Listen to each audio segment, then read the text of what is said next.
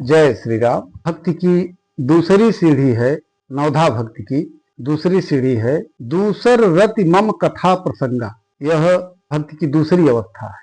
पहला मैंने कहा कि ना कि बिनु सत्संग, माने पहला तो हमने प्रथम भगत संतन कर संगा। दूसरी जो भक्ति की दूसरी सीढ़ी है दूसरी रति मम कथा प्रसंगा। भगवान कहते हैं माता सबरी से कि मेरी कथा और लीलाओं में प्रेम पूर्वक रुचि रखना।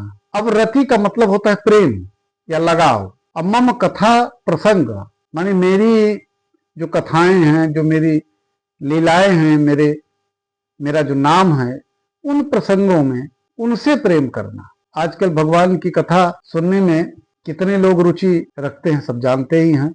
फिल्म देखेंगे, घर में बैठकर रामायण नहीं देखेंगे। और जिनको भगवान की कथा से प्रेम है, लगाव है, ये जानते हैं कि भगवान की कृपा उन पर अवश्य होती है। ऐसा मेरा अनुभव है।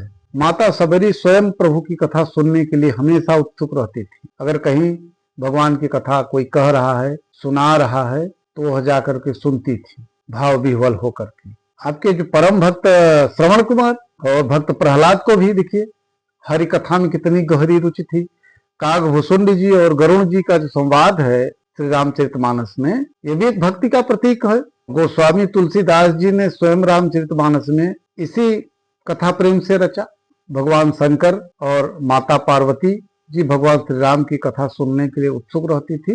तो कहने का तात्पर्य यह है कि भगवान की कथा से अगर आपका प्रेम हो गया तो आप समझिए कि आपको मुक्ति मिल गई। भागवत पुराण में कहा गया है कि श्रवणम कीर्तनम विष्णु है स्मरणम पाद सेवनम। भगवान की कथा का श्रवण और कीर्तन ही भक्ति का श्रेष्ठ अंग है।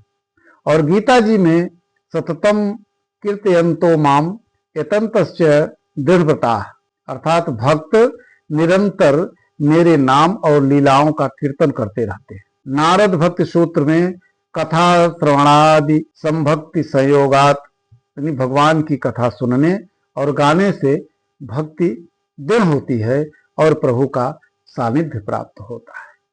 जय श्री राम।